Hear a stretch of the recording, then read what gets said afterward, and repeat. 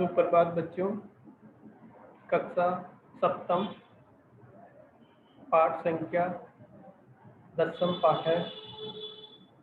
पाठ का शीर्षक है चित्रम वर्णयम। चित्र का वर्णन। चित्रम वर्णया में हम सब चित्र का वर्णन करते हैं। जो भी चित्र हैं उनके ऊपर 2 या 3 लाइन दी गई है और शिक्षण बिंदु में दिया गया है चतुर्थी विभक्ति। चतुर्थी विभक्ति संप्रदान कारक में होती है। संप्रदान है चतुर्थी, ठीक है। और के लिए उपयोग में चतुर्थी विभक्ति का प्रयोग होता है। वैसे सामान्य नियम है जनरल। और उसके बाद में जब किसी को कुछ दिया जाता है तो उसमें चतुर्थी विभक्ति का प्रयोग होता है। जैसे किसी को दान देना या किसी भी कोई भी चीज़ दी जाती है तो चतुर्थी विभक्ति का प्रयोग होता है। नमय के योग में चतुर्थी विभक्ति, किसी के ऊपर क्रोध करते हैं तो चतुर्थी विभक्ति। ऐसे ये सामान्य नियम है कुछ। तो अब चैप्टर नंबर 10 पढ़ते हैं। 10वां पाठ है चित्रम वर्णया में चतुर्थी विभक्ति का प्रयोग है सारे सेंटेंस में। अयम सूर्य अस्ति, यह सूर्य है। अयम प्रातः उदयति, यह प्रातः काल उदय होता है। संसाराय प्रकाशम इच्छति, ये संसार को प्रकाश देता है, रोशनी देता है या उजाला देता है। संसाराय में चतुर्थी विभक्ति क्यों हुई? क्योंकि देने अर्थ में चतुर्थी विभक्ति का प्रयोग होता है, इसलिए संसाराय।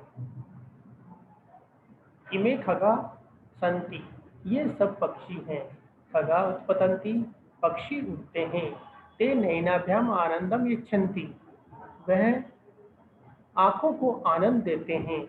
इसको देते हैं आंखों को, तो आंख में शब्द में यहाँ चतुर्थी विभक्ति का द्विवचन हो गया नयनाभ्याम। यम नदी बहती, यह नदी बहती। यम शब्द जो है स्त्रीलिंग शब्द है। यम का अर्थ होता है यह, ठीक है।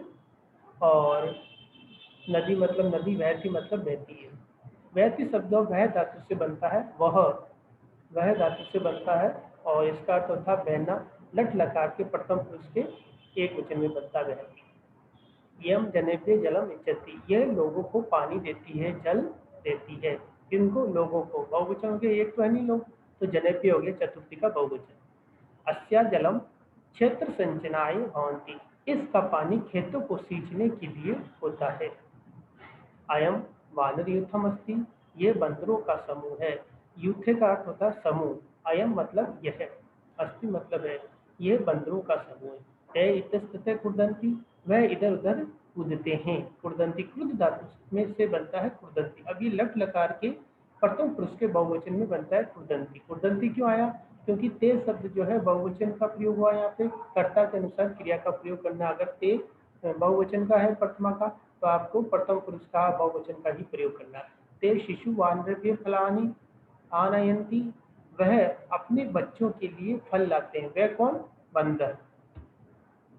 अगला देखिए पड़ेगा। इदम बस यानम अस्ति, यह बस है। तत्र छात्रा उपविशन्ति, इसमें छात्र बैठे हैं।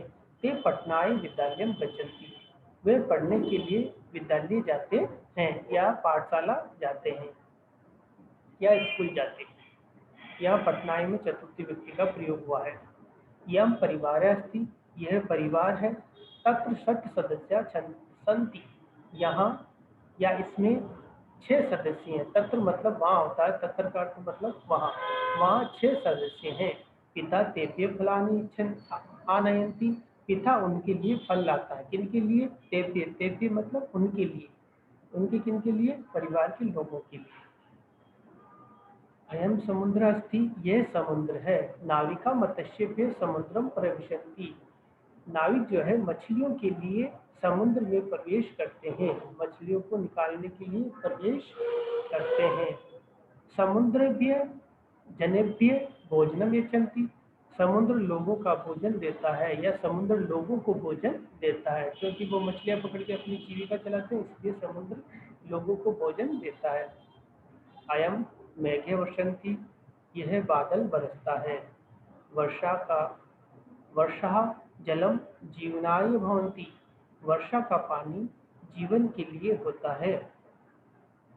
वर्षा दिनम अवकाशय भवति, वर्षा के दिन छुट्टी के लिए होता है। वर्षा का दिन छुट्टी के लिए होता है। बरसात आती है, बच्चे स्कूल नहीं जाते तो कहते हैं कि बरसात का दिन छुट्टी के लिए होता है। तो यहाँ पर जो भी शब्द आए, पठनाय, तेभ्य और जनप्रिय, मत्स्यप्रिय, जीवनाय, अवकाशाय, इन सब शब्दों में चतुर्थी व्यक्ति का प्रयोग हुआ है। प्रश्न नंबर 1, प्रश्नान उत्तरतः। सूर्य कस्मै प्रकाशम इच्छति, सूर्य किसको प्रकाश देता है? संसार को, तो संसार आए।